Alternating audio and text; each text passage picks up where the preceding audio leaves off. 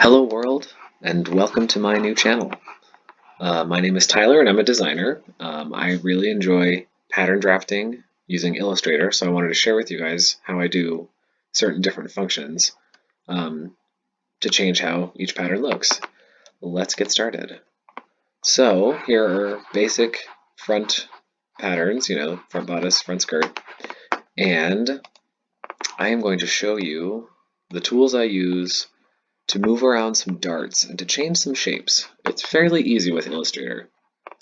Using the same slash and spread methods that I would do with paper. Here we go. Alright, so I'm going to put some guides down to find where my actual bust point is. Usually darts are below and to the side of the actual bust point so that there's not a very pointy bust problem. But that does make things a little difficult for slashing and spreading. So what I'm going to do, this is my direct select tool. It's the second one down here. If you hit A on your keyboard, it'll switch between that and regular select, which is V, A and V. So now, if I click this point, I can move it. Nope, that's the guide, sorry. If I click the point on the pattern, I can move it to where I need to. However, because I want to be able to pivot these patterns, I'm going to cut this shape from the rest of it. So with that, I will do the scissors over here, scissors tool, which you can also access by hitting the C key. So I hit C and cut my anchor there, and I'm going to also cut my anchor here. And see how it just highlights this one shape? So now these are separate from each other. Now, back to this, I would like to move these up to the bust point. This is the actual bust point. Move all of these to this center here. And now I can easily move this piece to make a super large waist dart or a super large side dart, or I can move it so that anything around here moves. So the way that I do that, I will take this shape. You have to select with the regular selection tool, so hit the V key. And to move it, to pivot from this point in the center, hit the R key. That's over here, this little rotate tool. So if I choose a point, we're going to choose this one because it's actually on the cross. A little blue circle shows up. It's really hard to see, but there's a little blue circle there, and that redirects where it pivots from to that blue circle. And now, say I want to close the waist dart and make this a very large dart. I will click here and drag, and see how it's starting to move? And then, because I want it to match, I drag it to the other anchor. When the anchors are on top of each other, the little arrow cursor turns white. And then I let go, and now they're connected. So now I've got a very large side dart. So say that I want to add a dart in the mid neck using this amount of dart excess. This is super easy. So selecting with my direct select, the A key, I am going to add an anchor point in the middle of this neck. So hit the plus key and you'll get a pen with a plus on it. That's your pen tool. Also, it's your add anchor point tool. So what I'm going to do is find a point on this path, it doesn't matter where, add. So now I've got an extra anchor, now there are 3 points to this one line. So with my A key to select this anchor point, I'm going to hit C again and cut. So now this shape, top of the neck and shoulder and armhole area, is separate from this shape. Super cool, right? All right, so to add a dart in a place where there never was one to begin with, select this with your V key, hit R for rotate, find your point, and now grab this and rotate. And now we've got a very large dart in the neck, which is fine. Does not matter the size. As long as it stays the same, it should fit based on your measurements.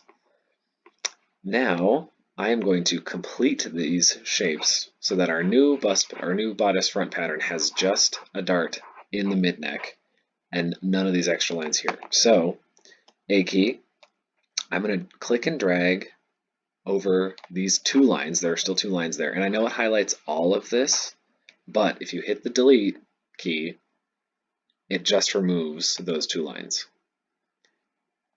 So I'm going to do that again over here, click and drag. Those two lines are gone, which is super great. And now there's a point here in the center, which is still hard to find. It's right there. I will get rid of that later. Don't worry about that for now.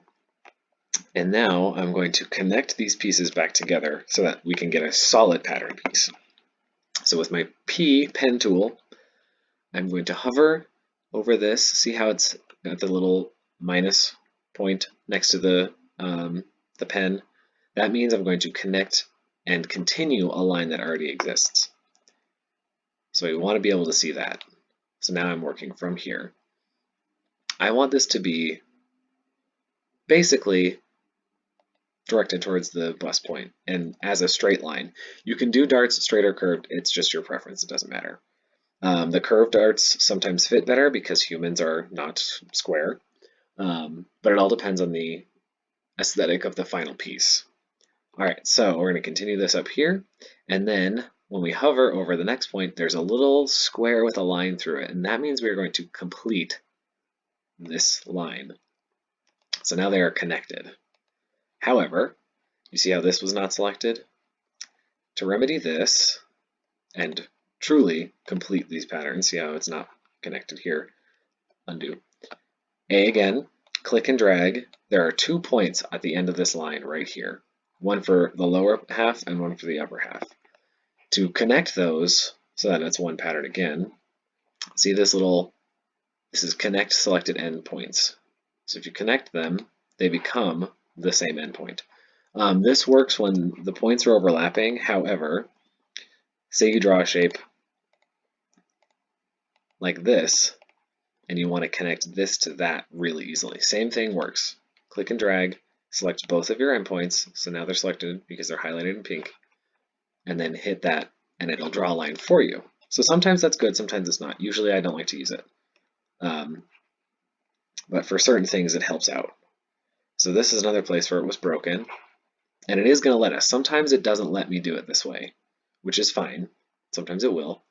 I am going to join those, and then there is kind of a divot in this spot right here. So I think what I'm going to do with my minus key, I'm going to get rid of this anchor, which should smooth out this whole line because of where these handles are. So let's see what happens. And because that was 2 points, it did sort of work. I didn't really like that. So let's undo. I'm going to draw a new line, and I have to make sure that my handles are perpendicular to this middle line, or else it's not going to look the way that I want it to look. Same thing here. I'm going to line it up close to where that anchor point is, and then try to make it as perpendicular as I can to the side seam. Now, without connecting anything, I ended the line, so it's just a line segment.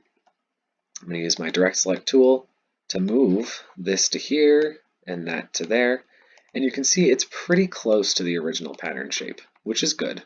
However, I'm going to use this handle to draft it up, this handle to draft it over, just a bit, keeping in mind that this should be a right angle and that should be a right angle. That'll just make things easier in sewing. Now, I am going to scoop this out of the way, and I'm going to get rid of these 2 lines. So I selected them with the direct select and hit A, and then I just deleted them. And then for this, I'm going to pop this back up here. And now select, join. Select, join. You can also use Control J if you want to. Depends on how you feel like using the program. So remember earlier how I said about the very pointy bust area? Again, this is to your discretion. However, rule of thumb, generally I'll do a box that is 5/8 of an inch, 5/8 of an inch high and wide, and I will use that as a guide to redirect my bust point. So I'm going to mark this here. So this is on our bust line, and then moving at our bust line, our vertical bust line, I'm going to grab this anchor and just go straight up to there. and then this box can go away. And there's our basic bodice front pattern.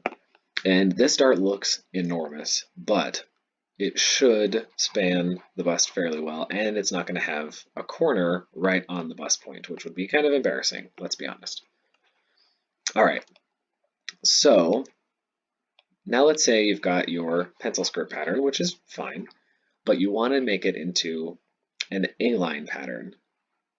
So easy things, same as before. I'm going to grab a guide and mark it to the end of my dart point. And then using the plus key, add an anchor point there. And then sometimes I have to get rid of the guideline just so that I can see these points better, but usually it's not too bad. So C key again for scissors, which is odd, you know, maybe it should be S, but it's not. But it could be C for cut. That makes more sense. So cut that apart there, cut that apart there, and now you see again we've got two separate pieces. And so now I'm going to rotate from the anchor point of the dart, whatever. So the dart point is where you want to move your pieces. You don't want to pivot anything else unless you know that you need to move it away from your dart point. Hard to explain. Anyway, so we're going to pivot this to here, and sometimes it just doesn't go. And when that happens, I hit V, click off, click back on, hit R, realign my rotate point. Turns out I was holding the shift key. There we go. Now we're good. So now we've got what looks like an A-line skirt pattern. We're going to select with our A select key and delete those points because we don't need them.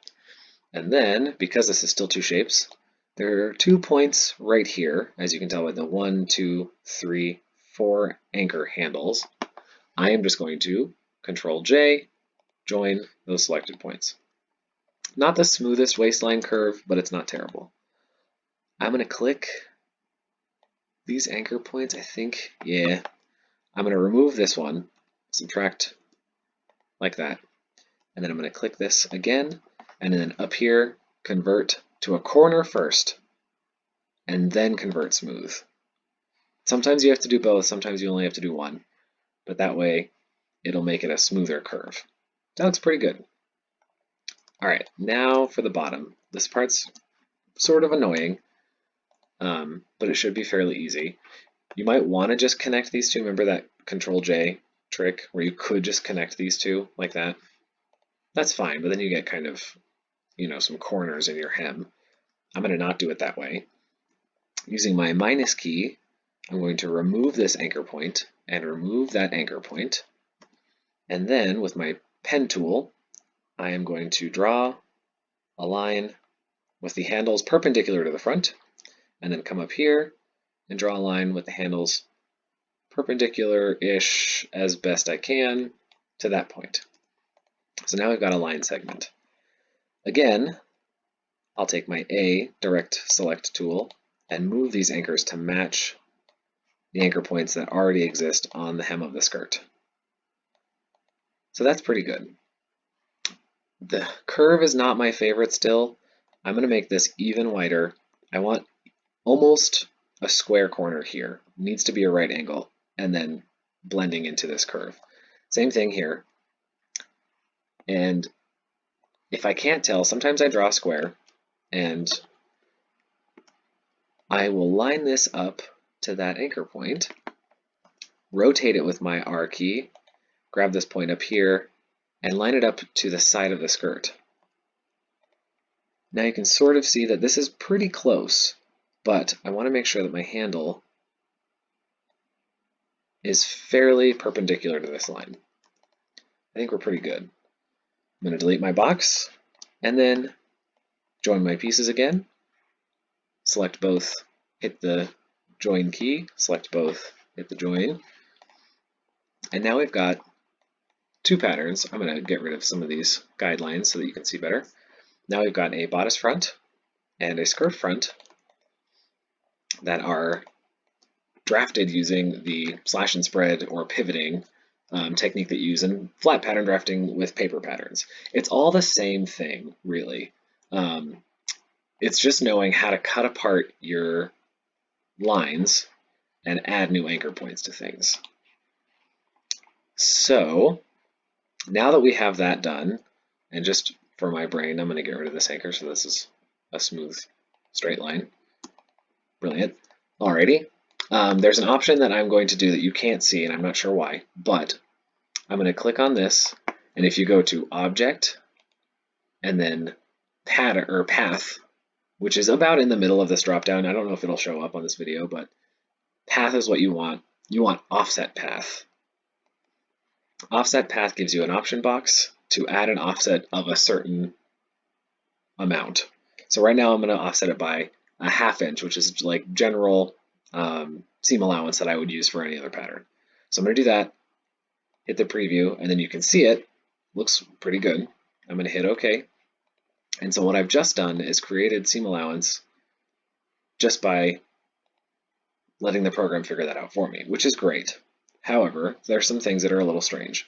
So if I want this pattern to be cut on fold, which I usually do for center fronts, I'm going to have to get rid of these anchor points here and here so that this line becomes this line. So what I do, subtract key, subtract that one, subtract that one, and now it's pretty close. Sometimes it'll be a little bit off, and all you have to do is move the anchor points here and there so that that line lines up.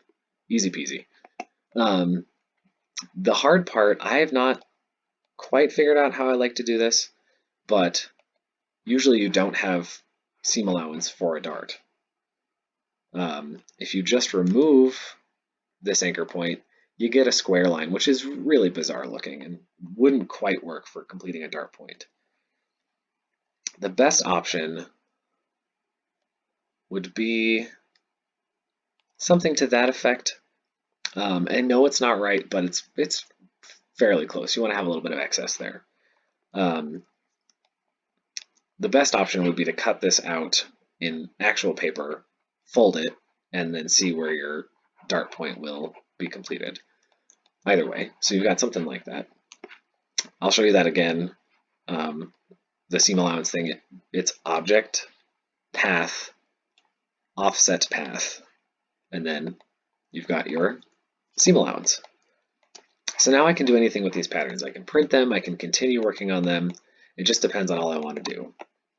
Important note with seam allowances, they are their own separate object at this point. So if you want to move stuff, select both with your regular selection tool, and then hit Control G. This groups both pieces, so now they move together. So now I can move them together however I feel like it. Again, same idea. Select Control G. There we go. And now I've got two patterns. I'm going to subtract this just for my brain. Now it's cut on fold. And there we go. Now you've got a bodice front with a crazy neck dart and an A-line skirt pattern, all from a basic size 8 bodice sloper and skirt sloper with darts. The darts were slashed and closed, which changed where that dart excess went, but the patterns are, for all intents and purposes, the same as they were before. The dart at the neck still removes just as much excess as it did from the side and the bottom. So you can just move parts and pieces around to make any shape you want. It's not, I wouldn't say that it's easy, but it's also not terribly hard. Once you learn that the A tool selects your points, the plus key adds points on a line, the C key can cut those lines, and then the R key can rotate pieces however you want. Again, you have to hit V first, and then hit R, and then click on it, and then it'll rotate around the point that you've selected. Now you can sort of see that blue circle that's right there.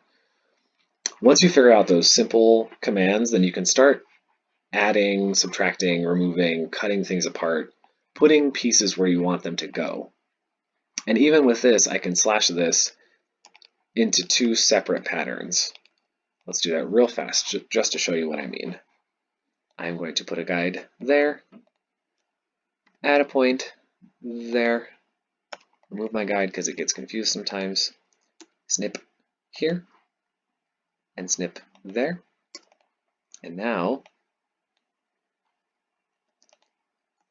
try that again, sometimes it doesn't want to do it. Cut, cut. Control-Shift-G ungroups things, sometimes they'll stay grouped. Now it's not grouped. And then I can use my pen tool to reconnect those pieces, here and there, here and there. This one I sliced earlier, so now I'm going to join that again. And now this is the same pattern as it was before. You'll just have another seam line that runs through here. So it's fairly easy. So this is what I'm devoting my channel to. I hope you enjoyed this video. If you do, please hit that subscribe button. I should be uploading new videos once a week, generally on the weekend, with different styles. And once a month, if you guys want to submit to me some sort of image, some sort of pattern image, whatever dress that you want me to try to do, I'll show you once a month. I'll choose one person's drawing to draft into a pattern. I am limited. There are certain things I can and can't do or have not figured out yet, but I look forward to the challenge of making some sort of crazy dress pattern. So give me all you got. Anyway, thanks for tuning in, and if you have any questions, if there's something I haven't covered in this video, feel free to message me, leave comments, do something so that I can help you figure out how to draft your patterns in the way that makes you the most happy. Alrighty, thank you so much for watching. Please subscribe.